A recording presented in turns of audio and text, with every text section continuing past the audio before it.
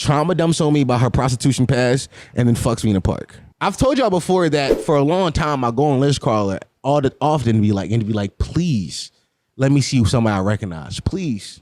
Please. Yeah. It finally happened. Really? It finally happened. It finally happened. I don't know if y'all remember this story I told y'all. I told y'all the story about this girl I used to fuck in like January of 2020. Remember I told y'all that I fucked her in the park. I remember I told you she told me she was sold into sex slavery back in like Memphis, Tennessee or some shit like this. This is a real person I knew. Okay. Real person I knew. Is this Solo Days? Because I don't remember this. Might have been Solo Days. Feels like I don't know if you told me. Yeah. So I'll retell it. There's this girl I used to deal with, and I met her on Tagged of all places, the Tagged app. And like she was immediately like super horny whore, and I was like, this is my vibe. I went over to her crib to fuck, and she didn't have a room. She just slept in the living room, and I was like, this is an interesting setup. But hey, I was just getting out of my relationship with my ex for like that was 3 years. I was like, I need to just fuck something to get over this. Yeah. So I was like, you mean we was fucking all that. And then one time, like we fucked a few times. Don't what you said. One time she opened up to me about her past. She was like, yo, it was some nigga, he was from Florida. She from Jersey, some nigga from Florida. She had moved in with him. And then his mom kicked them out. So they was homeless living in a tent. Okay. Living in a tent like crazy. And then I saw a tent in the boulevard today. So he had a job at like McDonald's. Yeah. And she would go sit at the job while he worked all day. Like he would do 8-hour shifts, and she would just sit inside the gym, wait for him. Okay. I was like, at this point, I'm like, who am I fucking? Yeah, well, yeah. Homeless woman again. So the story goes, he only worked there for a few months so he can build some money to move with his family in Florida, to go back home to Florida. Yeah. They got enough money, and she went to Florida with him. She went to Florida. While she was in Florida with him, what? It's just because I know where this is going because you said what happened. Yeah. So this whole the road to what happens is crazy. She moved to Florida. She with him in Florida. He get a job and he works all the time. While that's happening, she meets a new guy on Facebook. This guy's from like Mississippi, and they like build a relationship.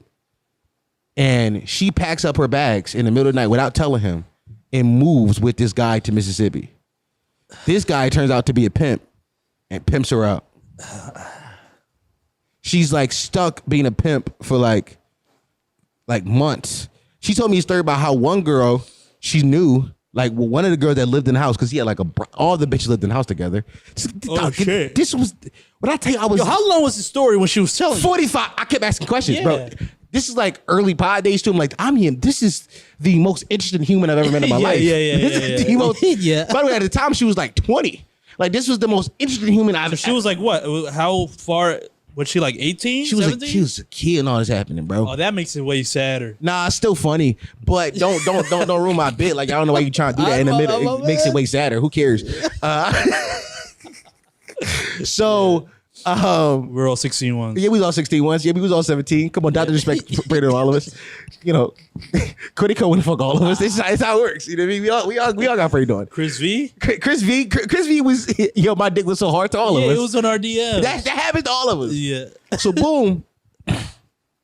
She told me this one story about this one girl lived in the house. She like stole money from him, and then the pimp took the bitch out somewhere.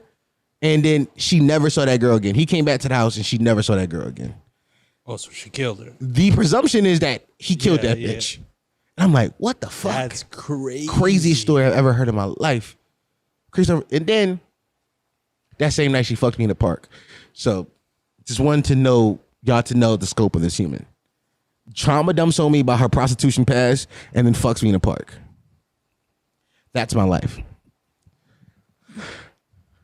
I was on Listcrawler and I'm scrolling. I say, oh shit, that's her. Now, little do y'all know, I never said this, but about 6 weeks ago, I saw her. I was at the Poppy store and I saw her. What? I saw her. So that's pretty close proximity then, Pretty, right? yes. Yeah, bro, continue. Listen. I saw her and I was like, yo, don't I know you? She was like, nah, I don't think you do. Oh, no. I was like, nah, I think I know you, gang. She was like, don't remember you. And I was like, all right, if you don't remember me, that's cool. But in my head, I'm like, that's definitely her. And she definitely remembers you. Or maybe she just had so many Johns in her past. She thought maybe I was a trick. How many tricks asked questions about her upbringing? But she would remember the guy that asked 45 questions that night. This is also 4 years ago for her. Yeah, maybe. Who knows? 4 years ago. She's had a pretty traumatic life. You see what I'm saying? Like, it's probably the least of her worries. You know what I'm saying? The guy asking questions about her. So when I saw her on Listcrawler, I'm like, oh shit, she back selling it.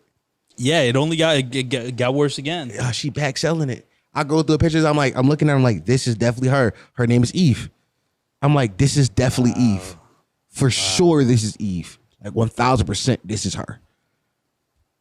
I decided to text her. Of course. Of course. Just to figure out what was her price like. I was going to say, because I feel like this is going to be a great like moment.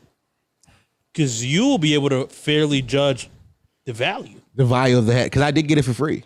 Yeah. So you know what it's like, and now you can see the price. So I texted her, how much for the head? $2 signs to let her know it's about money.